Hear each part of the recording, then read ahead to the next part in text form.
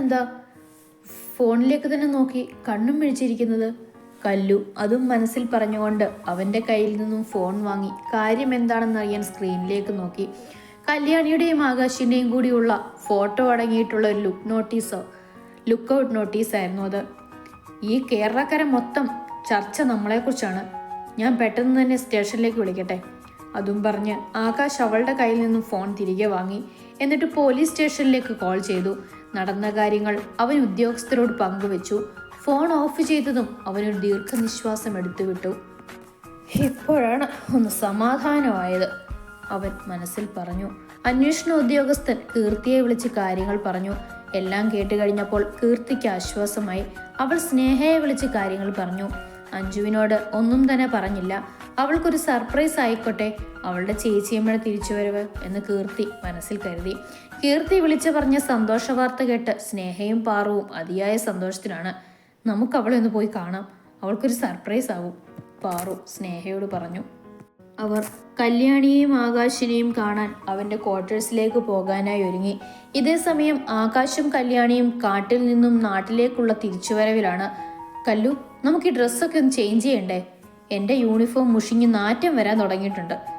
എനിക്കും ഈ ഡ്രസ്സ് തന്നെ ഇട്ടിട്ട് ഈർഷ്യയാകുന്നുണ്ട്. പക്ഷെ നമ്മളിപ്പോൾ എങ്ങനെ ഡ്രസ്സ് ചേഞ്ച് ചെയ്യും? കല്ലു ചോദിച്ചു.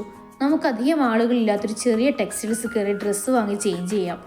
അതും പറഞ്ഞ് അധികം ആളുകളില്ലാത്ത ഒരു ചെറിയ ടെക്സ്റ്റൈൽസിലേക്ക് ആകാശ് ലക്ഷ്യം വെച്ചു. കാർ പായിച്ചു വിട്ടു. കുറച്ചു നേരം കഴിഞ്ഞതും അവർ അങ്ങനെ ചെറിയൊരു ടെക്സ്റ്റൈൽ ഷോപ്പിലെത്തി. ആകാശ് പാർക്കിംഗ് ഏരിയയിൽ കാർ ഒതുക്കി ടെക്സ്റ്റൈൽ ഷോപ്പിലേക്ക് കയറി. അവർ രണ്ടുപേരും കൂടി വരുന്നത് കണ്ടതും ടെക്സ്റ്റൈൽ ഷോപ്പിലെ ആളുകൾ എന്തോ അത്ഭുത ജീവിയെ കാണുന്നത് പോലെ അവരെ തന്നെ നോക്കി നിന്നു. എല്ലാവരും അവരെയും അവരുടെ ഫോണും മാറി മാറി നോക്കുന്നത് അവർ കണ്ടു. ആ കാഴ്ച കണ്ടതും ആകാശും കല്യാണിയും പരസ്പരം നോക്കി. അവർക്ക് കാര്യം മനസ്സിലായി. സാർ, ഒരാൾ അവരുടെ അടുത്തേക്ക് വന്ന് ആകാശിന്റെ മുഖത്ത് നോക്കി വിളിച്ചു. നിങ്ങളുടെ നോട്ടം കണ്ടപ്പോഴേ എനിക്ക് കാര്യം മനസ്സിലായി. ആ ലുക്കൗട്ട് നോട്ടീസ് ഇന്ന് രാവിലെ പിൻവലിച്ചിരുന്നു. അത് കേട്ടതും പിന്നെ എല്ലാവരും അവരവരുടെ ജോലികളിലേക്ക് തിരിഞ്ഞു. ആകാശ് കല്യാണിയെ വിളിച്ചുകൊണ്ട് അവൾക്ക് സാരി വാങ്ങാനായി സാരി സെക്ഷനിലേക്ക് നടന്നു. ഓരോ സാരിയായി അവൾക്ക് ചേർച്ചയുണ്ടോ എന്ന് വെച്ച് നോക്കിക്കൊണ്ടിരിക്കുകയാണ് അവൻ. ടെക്സ്റ്റൈൽ ഷോപ്പിൽ വന്നു പോകുന്ന എല്ലാവരും ഇവരെ കൗതുകത്തോടെ നോക്കിക്കണ്ട് നിൽക്കുകയാണ്. കുറച്ചു സമയത്തിന് ശേഷം ആകാശിന്റെ കരങ്ങൾ ഒരു ഓറഞ്ച് സാരിയിലുടക്കി. പലതരത്തിലെ ഡിസൈനുകൾ കൊണ്ട് വർണ്ണാഭമായ ഒരു സാരിയായിരുന്നു അത്. അവളുടെ കരങ്ങളിലേക്ക് അവൻ ആ സാരി ഏൽപ്പിച്ചു. അവളുടെ മുഖത്ത് സന്തോഷം നിഴലിച്ചെങ്കിലും അതിനോടൊപ്പം അനുസരണയില്ലാതെ അവളുടെ മിഴികളിൽ നിന്നും കണ്ണുനീർ തുള്ളികളും പെയ്തിറങ്ങി. എന്തിനാ കരയുന്നേ? പെയ്തിറങ്ങിക്കൊണ്ടിരുന്ന കണ്ണുനീർ തുള്ളികൾ തുടച്ചു മാറ്റിക്കൊണ്ട് അവൻ ആർദ്രമായി അവളോട് ചോദിച്ചു. ഒന്നുമില്ല എന്ന അർത്ഥത്തിൽ അവൾ തലയാട്ടി കാണിച്ചു. അവൻ അവളെ നോക്കി ഒന്ന് പുഞ്ചിരിച്ചതിന് ശേഷം അവളെയും കൊണ്ട് അവനുള്ള ഡ്രസ്സ് എടുക്കാനായി ഷർട്ടിൻ്റെയും പാൻസിൻ്റെയും സെക്ഷനിലേക്ക് നീങ്ങി. അവനുള്ള ഡ്രസ്സ് സെലക്ട് ചെയ്തത് അവളായിരുന്നു. കാപ്പിപ്പൊടി നിറത്തിലെ ഒരു ഷർട്ടും കറുപ്പ് നിറത്തിലെ ഒരു പാൻറ്റും അവനായി അവൾ എടുത്തു. കല്ലു, നമുക്കൊരു ഡ്രസ്സ് ഇവിടെ നിന്നും ചേഞ്ച് ചെയ്യണ്ട. അതെന്താ എന്ന ഭാവത്തിൽ അവൾ പുരികം പൊക്കി അവനോട് തിരക്കി. നമുക്കൊന്ന് കുളിച്ച് ഫ്രഷായിട്ട് ഡ്രസ്സ് ചേഞ്ച് ചെയ്യാം. അതിനായി മാത്രം നമുക്ക് റൂം എടുക്കാം. അവൾ സമ്മതിച്ചുകൊണ്ട് ഒന്ന് മൂളി. ബില്ലടച്ച് അവർ ആ ടെക്സ്റ്റൈൽ ഷോപ്പിൽ നിന്നും ഇറങ്ങി. അവിടെ അടുത്തായുള്ളൊരു ഹോട്ടൽ ലക്ഷ്യം വെച്ച് അവൻ കാറ് വായിച്ചു. ടെക്സ്റ്റൈൽ ഷോപ്പിൽ നിന്നും ഒരു 10 മിനിറ്റ് നേരത്തെ യാത്ര മാത്രമേ ഹോട്ടലിലേക്ക് ഉണ്ടായിരുന്നുള്ളൂ. കാർ പാർക്കിംഗ് ഏരിയയിൽ പാർക്ക് ചെയ്തതിന് ശേഷം അവർ ഹോട്ടലിലേക്ക് കയറി. ഹോട്ടലിലേക്ക് കയറി വരുന്ന അവരെ റിസപ്ഷനിലുണ്ടായിരുന്ന ആളുകളും റിസപ്ഷനിസ്റ്റും കണ്ണിമ വെട്ടാതെ നോക്കിയിരുന്നു. ഞങ്ങൾക്ക് ഒരു അരമണിക്കൂർ നേരത്തേക്ക് ഒരു റൂം വേണമായിരുന്നു, ആകാശ് റിസപ്ഷനിസ്റ്റിനോട് പറഞ്ഞു. അപ്പോഴും അവർ കല്യാണിയെയും ആകാശിനെയും തന്നെ നോക്കിയിരുന്നു. മാഡം, റൂമില്ലേ? വിരൽ ഞൊടിച്ചുകൊണ്ട് ഗൗരവത്തോടെ അവൻ തിരക്കി. അപ്പോഴാണ് റിസപ്ഷനിസ്റ്റ് അടക്കം എല്ലാവർക്കും ബോധം വീണത്. സർ, ഞാൻ ലുക്കൗട്ട് നോട്ടീസ് കണ്ടായിരുന്നു. സാറിനെയും വൈഫിനെയും കാണാനില്ലെന്ന്. ആ ലുക്കൗട്ട് നോട്ടീസ് രാവിലെ തന്നെ പിൻവലിച്ചിരുന്നല്ലോ. ആ റിസപ്ഷനിസ്റ്റ് പറഞ്ഞ മുഴുവനാക്കുന്നതിന് മുൻപേ അവൻ ഇടയ്ക്ക് കയറി പറഞ്ഞു. സോറി സർ, ഞാൻ കണ്ടില്ലായിരുന്നു, റിസപ്ഷനിസ്റ്റ് പറഞ്ഞു. Room number 10C. റൂമിൻ്റെ താക്കോൽ കൊടുത്തുകൊണ്ട് റിസപ്ഷനിസ്റ്റ് പറഞ്ഞു നിർത്തി. താക്കോൽ വാങ്ങിക്കൊണ്ട് റൂം നമ്പർ 10C ലക്ഷ്യം വെച്ചുകൊണ്ട് കല്യാണിയും ആകാശും നടന്നു നീങ്ങി. 2ാം നിലയിൽ ഇടതുവശത്തു നിന്ന് 2ാമത്തെ റൂമായിരുന്നു. അവർ റൂമിൽ ചെന്ന് രണ്ടുപേരും കുളിച്ച് ഫ്രഷായി. പിന്നെ സമയമൊന്നും തന്നെ കളഞ്ഞില്ല. അവർ പെട്ടെന്ന് തന്നെ റൂം വെക്കേറ്റ് ചെയ്ത് അവിടെ നിന്നും ഇറങ്ങി. രണ്ടുപേർക്കും കുറച്ചു സമയം സംസാരിച്ചിരിക്കണമെന്നുണ്ടായിരുന്നു. പക്ഷേ ഇത്രയും ദിവസം അവരെ കാണാതെ വിഷമിച്ചിരിക്കുന്നവരുടെ മുഖം മുന്നിൽ തെളിഞ്ഞതുകൊണ്ടാണ് പെട്ടെന്ന് തന്നെ റൂം വെക്കേറ്റ് ചെയ്ത് ഇറങ്ങിയത്. വീട്ടിലേക്കുള്ള മടങ്ങിയ യാത്രയിൽ പിന്നെ അവർ എവിടെയും നിന്ന് സമയം കളഞ്ഞില്ല. ആ യാത്രയിൽ മൗനം തളം കെട്ടി നിന്നു.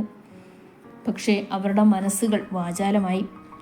നിന്റെ കയ്യിലേക്ക് ഞാൻ ആ സാരി നീട്ടിയപ്പോൾ നിന്റെ കണ്ണ് നിറഞ്ഞതിൻ്റെ കാരണം നീ പറയാതെ തന്നെ എനിക്കറിയാൻ പെണ്ണേ. ഓർമ്മ വെച്ച നാൾ മുതൽ ഇതുവരെയും ഒന്നും പ്രതീക്ഷിക്കാതെ ആരും ഒരു ഉടുപ്പ് പോലും എനിക്ക് വാങ്ങിത്തന്നിട്ടില്ല. പക്ഷേ ഇന്നെനിക്ക് എൻ്റെ ആകാശട്ടം വാങ്ങിത്തന്നു. കണ്ണ് നിറഞ്ഞ ഒരേ നിമിഷം സന്തോഷവും സങ്കടവും തോന്നിച്ചതുകൊണ്ടായിരുന്നു. അങ്ങനെ അവർ ഏകദേശം 1 മണിക്കൂർ കഴിഞ്ഞപ്പോൾ ക്വാർട്ടേഴ്സിന്റെ ഗേറ്റിന് മുൻപിൽ എത്തിച്ചേർന്നു. ഗേറ്റ് കടന്നൊരു കാർ വരുന്ന ശബ്ദം കേട്ട് അകത്തുനിന്നും രാമേട്ടനും കീർത്തിയും അഞ്ചുമോളും സ്നേഹയും പാറുവും പുറത്തേക്കിറങ്ങി വന്നു. കാറിന്റെ ഡോർ തുറങ്ങി ഇറങ്ങി വരുന്ന കല്യാണിയെ കണ്ടതും അഞ്ചുമോൾക്ക് ഒരുപാട് സന്തോഷമായി. അവൾ ഓടിച്ചെന്ന് അവളുടെ ചേച്ചിയമ്മയെ വാരിപ്പുണർന്നു. കല്യാണി അവളുടെ കവിൾത്തടങ്ങളിൽ മതിയാവോളം മുത്തം കൊടുത്തു. രണ്ടുപേരുടെയും സ്നേഹപ്രകടനങ്ങൾ കണ്ടു നിന്ന എല്ലാവരുടെയും മിഴികളിൽ ഈറനണിഞ്ഞു. കണ്ണ് നിറഞ്ഞ ഒരേ നിമിഷം സന്തോഷവും സങ്കടവും തോന്നിച്ചതുകൊണ്ടായിരുന്നു. അങ്ങനെ അവർ ഏകദേശം 1 മണിക്കൂർ കഴിഞ്ഞപ്പോൾ ക്വാർട്ടേഴ്സിന്റെ ഗേറ്റിന് മുൻപിൽ എത്തിച്ചേർന്നു. ഗേറ്റ് കടന്നൊരു കാർ വരുന്ന ശബ്ദം കേട്ട് അകത്തുനിന്നും രാമേട്ടനും കീർത്തിയും അഞ്ചുമോളും സ്നേഹയും പാറുവും പുറത്തേക്കിറങ്ങി വന്നു. കാറിന്റെ ഡോർ തുറങ്ങി ഇറങ്ങി വരുന്ന കല്യാണിയെ കണ്ടതും അഞ്ചുമോൾക്ക് ഒരുപാട് സന്തോഷമായി. അവൾ ഓടിച്ചെന്ന് അവളുടെ ചേച്ചിയമ്മയെ വാരിപ്പുണർന്നു. കല്യാണി അവളുടെ കവിൾത്തടങ്ങളിൽ മതിയാവോളം മുത്തം കൊടുത്തു. രണ്ടുപേരുടെയും സ്നേഹപ്രകടനങ്ങൾ കണ്ടു നിന്ന എല്ലാവരുടെയും മിഴികളിൽ ഈറനണിഞ്ഞു. പെട്ടെന്ന് തന്നെ ഡൈനിങ് ടേബിളിൽ ഫുഡ് നിരന്നു. കീർത്തിയും രാമേട്ടനും ചേർന്നാണ് രണ്ടുപേർക്കും വിളമ്പിക്കൊടുത്തത്. കല്യാണി അഞ്ജുവിനെ അവളുടെ അടുത്തായി ചേർത്തിരുത്തി അവൾക്കും വാരിക്കൊടുത്തു. രണ്ടുപേരും മതിയാവോളം ഭക്ഷണം കഴിച്ചു. വയറു നിറച്ച് വെള്ളവും കുടിച്ചു. കാട്ടിൽ അകപ്പെട്ടുപോയ ദിനങ്ങൾ അവരെ വെള്ളത്തിൻ്റെയും ഭക്ഷണത്തിൻ്റെയും പ്രാധാന്യം കൂടി പഠിപ്പിച്ചു. അല്ലെങ്കിലും കയ്യെത്തും ദൂരത്ത് ഇരിക്കുന്നതിന് നമ്മൾ പ്രാധാന്യം കൊടുക്കില്ലല്ലോ. കിട്ടാതെ വരുന്ന നിമിഷങ്ങളിലാണ് അതിൻ്റെ പ്രാധാന്യം നമ്മൾ തിരിച്ചറിയുന്നത്. ഭക്ഷണവും കഴിച്ച് കൈ കഴുകി വരുമ്പോഴാണ് കല്യാണി രണ്ടുപേരെ ശ്രദ്ധിക്കുന്നത്. നീയും പാറു ഇവിടെ ഉണ്ടായിരുന്നോ? സ്നേഹയെ നോക്കി കല്യാണി ചോദിച്ചു. നീ വന്നപ്പോൾ മാനത്ത് നോക്കിയാണോ വന്നത്? ഞങ്ങളെ കണ്ടില്ലെന്ന് പറയാൻ? സ്നേഹ പറഞ്ഞു. കല്യാണി അവളെ നോക്കിയൊന്ന് ചിരിച്ചു. വാടിത്തളർന്നു നിൽക്കുന്ന അഞ്ജുവിൻ്റെ മുഖം അവളെ തളർത്തി. ആ മുഖം അവൾ കൈക്കുമ്പിളിൽ കോരിയെടുത്തു. മോളെ ചേച്ചിയമ്മയെ കാണാതെ ഒരുപാട് കരഞ്ഞല്ലേ? അവളൊരു അമ്മയുടെ വാത്സല്യത്തോടെ തിരക്കി. ഇപ്പൊ ചേച്ചിയമ്മ വന്നില്ലേ? അഞ്ജുമോൾക്ക് ഒരുപാട് സന്തോഷമായി. നിങ്ങൾ ഹോസ്പിറ്റലിൽ നിന്ന് ഇങ്ങോട്ട് തിരിച്ചതല്ലേ? പിന്നെ കാട്ടിലെങ്ങനെ അകപ്പെട്ടു? കീർത്തി തൻ്റെ സംശയം ഉന്നയിച്ചു. സംഭവങ്ങൾ ആകാശ് എല്ലാവരോടുമായി വിവരിച്ചു പറഞ്ഞു കൊടുത്തു. ശത്രു ആരാണെന്ന് ഉടനെ കണ്ടുപിടിക്കണം. ഞാൻ ടെൻഷൻ അടിച്ച് ചത്തു. ശരീരത്തിന് നല്ല ക്ഷീണം കാണും. ഏട്ടൻ കുറച്ചേരം വാങ്ങിക്കോ. കീർത്തി ആകാശിനെ നോക്കി പറഞ്ഞു. അവളുടെ കണ്ണുകളിൽ നനവ് പടർന്നിരുന്നു. നീ വിഷമിക്കണ്ട, ഇനി ടെൻഷനും അടിക്കണ്ട. ശത്രു ആരായാലും ഉടനെ തന്നെ മറഞ്ഞു നീക്കി വരും. അവൻ കീർത്തിയെ ആശ്വസിപ്പിച്ചു. കീർത്തിയുടെ സ്നേഹപ്രകടനങ്ങൾ ഒന്നും തന്നെ ഇഷ്ടപ്പെടാതെ നിൽക്കുകയാണ് കല്യാണി. അവളുടെ ഒരു കൊള്ളക്കണ്ണീര്. എൻ്റെ ഭർത്താവിനെ ഊട്ടി ഉറക്കാൻ ഇവളാരാ? മുറപ്പെണ്ണാണെന്ന് കരുതി ഭാര്യയല്ലല്ലോ, കല്യാണി മനസ്സിൽ പറഞ്ഞു. അവളുടെ ഇഷ്ടക്കേട് ആർക്കും ആ മുഖത്തു നിന്നും അന്നേരം വായിച്ചെടുക്കാമായിരുന്നു. കീർത്തി സാറിൻ്റെ അനിയത്തിയാണെന്ന് കല്യാണിയോട് പറയണമെന്ന് സ്നേഹയ്ക്കുണ്ടായിരുന്നു. പക്ഷെ ഇപ്പോൾ പറയേണ്ടെന്ന് അവർ എല്ലാവരും കൂടി തീരുമാനിച്ചിരുന്നു. അങ്ങനെ നിന്നപ്പോഴാണ് കല്യാണിയുടെ മിഴികൾ പാറുവിനെ അതിശയത്തോടെ നോക്കിയത്. നീ എന്താടി ഇങ്ങനെ പന്തം കണ്ട പെരിച്ചഴിയെപ്പോലെ നോക്കുന്നേ? കല്യാണിയുടെ നോട്ടം കണ്ട് പാറു തിരക്കി. നീ ഹോസ്പിറ്റലിൽ നിന്ന് ഡിസ്ചാർജ് ആയതും നിന്റെ കല്യാണവും കഴിഞ്ഞോ? അവളുടെ സിന്ദൂരരേഖയിൽ കുങ്കുമം ചാർത്തിയിരിക്കുന്നത് കണ്ടിട്ടാണ് കല്യാണി അങ്ങനെ തിരക്കിയത്. ഇപ്പോഴും പാറുവിനെ അവൾ അതിശയത്തോടെ ഉറ്റുനോക്കുകയാണ്. കഴിഞ്ഞല്ലോ, എൻ്റെ കഴുത്തിലെ താലി നീ കണ്ടില്ലേ? പാറു സില്ലിയായിട്ട് അതിന് മറുപടി നൽകി. കല്യാണി അവളോട് ചേർന്ന് നിന്നുകൊണ്ട് അവളുടെ കഴുത്തിലണിഞ്ഞിരുന്ന താലിയെടുത്ത് കൈവെള്ളയിൽ പിടിച്ചു. അഭിനന്ദ്. ആ താലിയിൽ എഴുതിയിരുന്ന പേര് അവൾ വായിച്ചു. ഈ അഭിനന്ദ് ആരാ? എൻ്റെ ഭർത്താവ്. ഭർത്താവോ? അതെ, എൻ്റെ കഴുത്തിലണിഞ്ഞിരുന്ന താലിയുടെ അവകാശി, എൻ്റെ ജീവിത പങ്കാളി, എൻ്റെ സ്വന്തം അഭിയേട്ടൻ. താൻ സ്വപ്നം വല്ലതും കാണുവാണോ എന്നറിയാനായി അവൾ സ്വയം കയ്യിലൊന്ന് നുള്ളി നോക്കി. സ്വപ്നമല്ല, യാഥാർത്ഥ്യമാണല്ലോ, അവൾ ആത്മഗതം പറഞ്ഞു. അവളുടെ ബോധമണ്ഡലത്തിലെ കിളികളെല്ലാം കൂടി പറന്നുപോയോ? കല്യാണിയുടെ നിൽപ്പ് കണ്ട് സ്നേഹ മനസ്സിൽ പറഞ്ഞു. പാറു, ഇത്ര പെട്ടെന്നൊരു വിവാഹം? വിശ്വസിക്കാനാവാതെ കല്യാണി ഞെട്ടലോടെ ചോദിച്ചു. എൻ്റെ കല്യാണം കഴിഞ്ഞിട്ടിപ്പോൾ 6 മാസമാകുന്നു. അതെങ്ങനെ? ഇപ്പൊ നീ റൂമിൽ ചെന്ന് വിശ്രമിക്ക. യാത്രയൊക്കെ കഴിഞ്ഞു വന്നതല്ലേ? 2 ദിവസം കാട്ടിലായിരുന്നല്ലോ വാസം. ഉറക്കമൊന്നും ശരിയായിട്ടുണ്ടാവില്ല. പാറു അവളുടെ തോളിലൂടെ കൈ ഇട്ടുകൊണ്ട് പറഞ്ഞു. ശരിയാണ്, നല്ല ക്ഷീണവും തലവേദനയുമുണ്ട്. നന്നായി ഒന്ന് കുംഭകർണന്റെ ഉറക്കം ഉറങ്ങണം, അവൾ മനസ്സിൽ പറഞ്ഞു. നീ എന്തോ ആലോചിച്ച് നിൽക്കുവാ? നീ ഇപ്പൊ പോകില്ലല്ലോ. ഞാൻ എവിടെയും പോകില്ല. നിന്റെ ചോദ്യങ്ങൾക്കുള്ള മറുപടി തന്നിട്ടേ ഞാൻ പോകൂ. അത് കേട്ടതും കല്യാണിയുടെ മനസ്സിൽ എന്തെന്നില്ലാത്ത ഒരു സമാധാനം കിട്ടി. പിന്നെ അവിടെ നിന്നും അവൾ ഒട്ടും തന്നെ സമയം കളഞ്ഞില്ല. വേഗം തന്നെ ചെന്ന് ബെഡിൽ വീണു. ആന കുത്തിയാലും പിന്നെ അവൾ അറിയില്ലായിരുന്നു. അങ്ങനെ നീണ്ടയൊരു ഉറക്കത്തിന് ശേഷം വൈകുന്നേരം 4 മണിയോടുകൂടി അവൾ എഴുന്നേറ്റു. കണ്ണു തിരുമ്മിക്കൊണ്ട് അവൾ താഴേക്കിറങ്ങി. അവിടെ അവൾക്ക് പരിചയമില്ലാത്ത ഒരു മുഖം നിൽക്കുന്നത് അവളുടെ ശ്രദ്ധയിൽപ്പെട്ടു. ഇതാരാ ഈ പുതുമുഖം? അവൾ ആത്മഗമിച്ചു. അവൾ കോണിപ്പടികൾ മുഴുവനും ഇറങ്ങാതെ ആ പുതുമുഖത്തെ തന്നെ നോക്കി നിന്നു. നീ താഴേക്കിറങ്ങി വരുന്നില്ലേ? അവിടെ തന്നെ സ്റ്റാച്ചു പോലെ നിൽക്കാതെ ഇറങ്ങി പാടി. കയ്യിലൊരു ഗ്ലാസ് ചായയുമായി വന്ന പാറുവാണത് പറഞ്ഞത്. പെട്ടെന്ന് തന്നെ ആ പുതുമുഖത്തു നിന്നും കണ്ണുകൾ അടർത്തി മാറ്റി അവൾ കോണിപ്പടികൾ ഇറങ്ങി വന്ന് പാറുവിൻ്റെ കയ്യിലുണ്ടായിരുന്ന ചായ വാങ്ങി കുടിച്ചു. ഇതെൻ്റെ അഭിയേട്ടൻ, എൻ്റെ സീമന്തരേഖയിൽ കുങ്കുമം ചാർത്തിയവൻ, എൻ്റെ കഴുത്തിലണിഞ്ഞിരിക്കുന്ന താലിയുടെ അവകാശി, പാറു അഭിനന്ദിനെ അടുത്ത് ചേർന്ന് നിന്ന് പറഞ്ഞു. ആ നിമിഷം കണ്ണും മിഴിച്ചുകൊണ്ട് കല്യാണിയെപ്പോലെ ഒരാൾ കൂടി നോക്കി നിൽപ്പുണ്ടായിരുന്നു. നമ്മുടെ സ്നേഹ. അഭി നേരത്തെ വന്നുവെങ്കിലും അവളോട് ഈ കാര്യം സസ്പെൻസ് ആക്കി വെച്ചിരുന്നു. ഇതൊക്കെ എപ്പോൾ നടന്നു എന്ന ഭാവത്തിൽ കല്യാണി പാറുവിനെയും അഭിനന്ദിനെയും മാറി മാറി നോക്കി നിന്നു. അവിടെ എല്ലാവരും നിശബ്ദരായി. ആ മൗനത്തെ ഭേദിച്ചുകൊണ്ട് പാറു പറഞ്ഞു തുടങ്ങി. അന്ന് 6 മാസങ്ങൾക്ക് മുൻപ് എൻ്റെ വിവാഹം എങ്ങനെയും മുടക്കുമെന്ന് നിങ്ങൾ എനിക്ക് വാക്ക് തന്നിരുന്നു. പക്ഷേ നമ്മുടെ എല്ലാ ശ്രമങ്ങളും പരാജയത്തിലേക്ക് മൂക്കും കുത്തി വീഴുമ്പോഴും അന്ന് വിവാഹ ദിവസവും നിങ്ങൾ എനിക്ക് പ്രതീക്ഷ തന്നു. പക്ഷേ എന്താണ് പ്ലാൻ എന്ന് എത്ര ചോദിച്ചിട്ടും എന്നോട് നിങ്ങൾ പറഞ്ഞില്ല. അന്നേരം എന്താ പറ്റിയത്? ആകാംക്ഷയോടുകൂടി കല്യാണി തിരക്കി. അന്ന് കല്യാണ മണ്ഡപത്തിൽ ഒരടിയുണ്ടായത് നിങ്ങൾക്ക് ഓർമ്മയില്ലേ? ആ അടി ഒരിക്കലും കല്ലു മറക്കില്ലെന്ന് എനിക്കറിയാം. കല്ലു അതിനൊന്ന് മൂളി. അന്ന് ആ അടി നിങ്ങളുടെ ഐഡിയ ആണെന്ന് കരുതി എല്ലാവരുടെയും ശ്രദ്ധ അവിടേക്ക് തിരിഞ്ഞപ്പോൾ ഞാൻ അവിടെ നിന്നും പുറത്തേക്ക് ഇറങ്ങിയോടി. പക്ഷേ ഞാൻ പിന്നീടാണ് മനസ്സിലായത് അത് നിങ്ങളുടെ 2 പേരുടെയും ഐഡിയ അല്ലായിരുന്നു എന്ന്. അപ്പോഴാണ് കല്യാണിയുടെ മനസ്സ് പിന്നിലേക്ക് ഓടിയത്. നിങ്ങളെപ്പോലെ ഞാനും എൻ്റെ ഫ്രണ്ട്സും ഈ കല്യാണം മുടക്കാൻ ആദ്യം മുതൽ അന്ത്യം വരെ ശ്രമിച്ചിരുന്നു. അവസാനം അതിന് ഫലവും കണ്ടിരുന്നു. ആകാശ് പറഞ്ഞ വാക്കുകൾ അവൾ ഓർത്തു. ഇനി ഈ തല്ല് ആകാശേട്ടൻ്റെ ഐഡിയ ആയിരിക്കുമോ? ആകാശേട്ടനും ഈ കല്യാണത്തിന് പാറുവിനെ പോലെ താല്പര്യമില്ലായിരുന്നല്ലോ. പോലീസ് ബുദ്ധിയിൽ തെളിഞ്ഞ ആശയമാകാനാണ് ചാൻസ്, കല്ലു മനസ്സിൽ പറഞ്ഞു. പിന്നീട് നീ എപ്പോഴാ സത്യം തിരിച്ചറിഞ്ഞത്? കല്ലു പാറുവിനെ നോക്കി ചോദിച്ചു.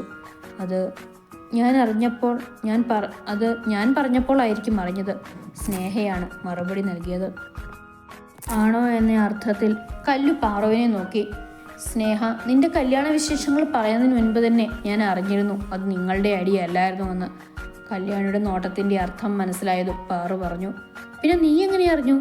കല്ലു ചോദിച്ചു. നിന്റെ ഭർത്താവ് പറഞ്ഞറിഞ്ഞു. ചേട്ടൻ്റെ പ്ലാനായിരുന്നു അന്ന് അവിടെയുണ്ടായ ആ അടി. അപ്പോൾ എൻ്റെ ഊഹം തെറ്റിയില്ല, കല്ലു മനസ്സിൽ പറഞ്ഞു. പക്ഷെ കാര്യങ്ങളുടെ കിടപ്പുവശം ഒന്നും അറിയാത്ത സ്നേഹയുടെ ബോധമണ്ഡലത്തിലെ കിളികളെല്ലാം കൂടി കൂടും കുടുക്കുകയും എടുത്ത് പറന്നുപോയി. ഇവിടെ ഇത് എന്തൊക്കെയാ സംഭവിക്കുന്നത്? എനിക്ക് ഭ്രാന്ത് പിടിക്കുന്നല്ലോ. ഇവൾക്ക് എന്താ ഒരു ഞെട്ടലും ഇല്ലാതെ നിൽക്കുന്നത്? കല്ലുവിൻ്റെ മുഖത്തേക്ക് നോക്കിക്കൊണ്ട് സ്നേഹം മനസ്സിൽ പറഞ്ഞു. എനിക്ക് വലിയ ഞെട്ടലൊന്നും തോന്നിയിരുന്നില്ല. അതെനിക്ക് നേരത്തെ സംശയമുണ്ടായിരുന്നു. അപ്പോഴാണ് താൻ മനസ്സിൽ പറഞ്ഞത് ശബ്ദം കൂടിപ്പോയെന്ന് സ്നേഹയ്ക്ക് മനസ്സിലായത്. കാര്യമൊന്നും വ്യക്തമാകാതെ എന്ത് സംശയം എന്ന രീതിയിൽ പുരികം പൊക്കി സ്നേഹ കല്ലുവിനോട് തുവക്കി. ആകാശേട്ടനും പാറുവുമായിട്ടുള്ള വിവാഹത്തിന് താല്പര്യമില്ലായിരുന്നു. ഇവളെ ആർക്കാണ് ഇഷ്ടപ്പെടാത്തത്? ഒറ്റ നോട്ടത്തിൽ തന്നെ ഏതാണോ ഫ്ലാറ്റായി വീണുപോകില്ലേ ഇവളുടെ സൗന്ദര്യത്തിൽ? സ്നേഹ പാറുവിനെ നോക്കി കളിയാക്കിക്കൊണ്ട് പറഞ്ഞു. അല്ല, സാർ അവളെ കണ്ടിട്ടില്ലായിരുന്നല്ലോ. പെട്ടെന്ന് എന്തോ ഓർമ്മയിൽ സ്നേഹ ചോദിച്ചു. അതെ, ഇവർ പരസ്പരം രണ്ടുപേരും കണ്ടിട്ടില്ലായിരുന്നു. അങ്ങനെ കണ്ടിരുന്നെങ്കിൽ എൻ്റെ കഴുത്തിൽ ഈ താലിമാല വീഴുമോ? ആകാശ് തൻ്റെ കഴുത്തിൽ ചാർത്തിയ താലിമാല പിടിച്ചുയർത്തിക്കൊണ്ട് കല്യാണി പറഞ്ഞു. സാർ എന്താ പാറുവിനെ കാണാതിരുന്നത്? കാണാതെ പിന്നെ എങ്ങനെ താല്പര്യക്കുറവുണ്ടായി? ആകാശിനെ സംശയഭാവത്തിൽ നോക്കിക്കൊണ്ട് സ്നേഹ ചോദിച്ചു. തൻ്റെ കൂട്ടുകാരി പാറുവെന്നല്ല, അന്ന് ആ സ്ഥാനത്ത് ഏത് പെൺകുട്ടിയായാലും ഞാൻ വിവാഹം മുടക്കേനെ. അതെന്താ സർ? സാറിൻ്റെ ഉള്ളിൽ നിരാശാകാമുകൻ വല്ലതും ഉണ്ടോ? ഏയ്, അങ്ങനൊന്നുമില്ല. അന്നൊരു വിവാഹത്തിന് താല്പര്യമില്ലായിരുന്നു, അത്രയേ ഉള്ളൂ. ആ ടോപ്പിക് നമുക്ക് പിന്നെ സംസാരിക്കാം. ഇപ്പം അന്ന് കല്യാണ മണ്ഡപത്തിൽ നിന്ന് ഓടിപ്പോയ പാറു എവിടെയാണെന്നറിയട്ടെ. പിന്നെ എന്താണുണ്ടെന്ന് അറിയാനായി കല്യാണിയുടെ മനസ്സും വെമ്പൽ കൊണ്ടു. പിന്നെ സ്നേഹ ആ ടോപ്പിക്ക് വിട്ട് പാറുവിനെ ഉറ്റുനോക്കിക്കൊണ്ട് നിന്നു. അന്ന് ആ ബഹളത്തിനിടയ്ക്ക് ഓടി റോഡിൽ ചെന്നതും ഒരു കാർ എൻ്റെ നേരെ പാഞ്ഞു വന്നതും ഒരുപോലെയായിരുന്നു. പിന്നെ എന്താ നടന്നതെന്ന് അറിയാൻ എനിക്ക് ബോധമില്ലായിരുന്നു. ആ ആക്സിഡൻറ്റിൽ കയ്യിലിരുന്ന ഫോൺ താഴെ വീണിരുന്നു. വെറുതെ അല്ല സ്വിച്ച് ഓഫ് എന്ന് പറഞ്ഞത്. ഫോണിൻ്റെ കഥ അവിടെ തീർന്നില്ലേ? ഇടയ്ക്ക് കയറി സ്നേഹ ഗോളടിച്ചു. പിന്നെ ഞാൻ അവിടെ കണ്ണു തുറക്കുമ്പോൾ ഏതോ ആശുപത്രിയിലായിരുന്നു. എന്നാ നിനക്ക് അവിടെ നിന്നും ആരുടെയെങ്കിലും ഫോൺ വിളിച്ചെന്ന് പറഞ്ഞുകൂടായിരുന്നോ? ഞങ്ങൾ എത്ര ടെൻഷൻ അടിച്ചു. നിന്റെ അച്ഛനെയും അമ്മയും എങ്കിലും ഒന്ന് വിളിച്ചു വിടായിരുന്നോ? കല്ലു കുറച്ച് ഗൗരവത്തിൽ ചോദിച്ചു. അന്ന് ആ ബഹളത്തിനിടയ്ക്ക് ഓടി റോഡിൽ ചെന്നതും ഒരു കാർ എൻ്റെ നേരെ പാഞ്ഞു വന്നതും ഒരുപോലെയായിരുന്നു. പിന്നെ എന്താ നടന്നതെന്ന് അറിയാൻ എനിക്ക് ബോധമില്ലായിരുന്നു. ആ ആക്സിഡൻറ്റിൽ കയ്യിലിരുന്ന ഫോൺ താഴെ വീണിരുന്നു. വെറുതെ അല്ല സ്വിച്ച് ഓഫ് എന്ന് പറഞ്ഞത്. ഫോണിൻ്റെ കഥ അവിടെ തീർന്നില്ലേ? ഇടയ്ക്ക് കയറി സ്നേഹ ഗോളടിച്ചു. പിന്നെ ഞാൻ അവിടെ കണ്ണു തുറക്കുമ്പോൾ ഏതോ ആശുപത്രിയിലായിരുന്നു. എന്നാ നിനക്ക് അവിടെ നിന്നും ആരുടെയെങ്കിലും ഫോൺ വിളിച്ചെന്ന് പറഞ്ഞുകൂടായിരുന്നോ? ഞങ്ങൾ എത്ര ടെൻഷൻ അടിച്ചു. നിന്റെ അച്ഛനെയും അമ്മയും എങ്കിലും ഒന്ന് വിളിച്ചു വിടായിരുന്നോ? കല്ലു കുറച്ച് ഗൗരവത്തിൽ ചോദിച്ചു. പറഞ്ഞു വന്നതും ഒരുപോലെയായിരുന്നു. പിന്നെ എന്താ നടന്നതെന്ന് അറിയാൻ എനിക്ക് ബോധമില്ലായിരുന്നു. ആ ആക്സിഡൻറ്റിൽ കയ്യിലിരുന്ന ഫോൺ താഴെ വീണിരുന്നു. വെറുതെ അല്ല സ്വിച്ച് ഓഫ് എന്ന് പറഞ്ഞത്. ഫോണിൻ്റെ കഥ അവിടെ തീർന്നില്ലേ? ഇടയ്ക്ക് കയറി സ്നേഹ ഗോളടിച്ചു. പിന്നെ ഞാൻ അവിടെ കണ്ണു തുറക്കുമ്പോൾ ഏതോ ആശുപത്രിയിലായിരുന്നു. എന്നാ നിനക്ക് അവിടെ നിന്നും ആരുടെയെങ്കിലും ഫോൺ വിളിച്ചെന്ന് പറഞ്ഞുകൂടായിരുന്നോ?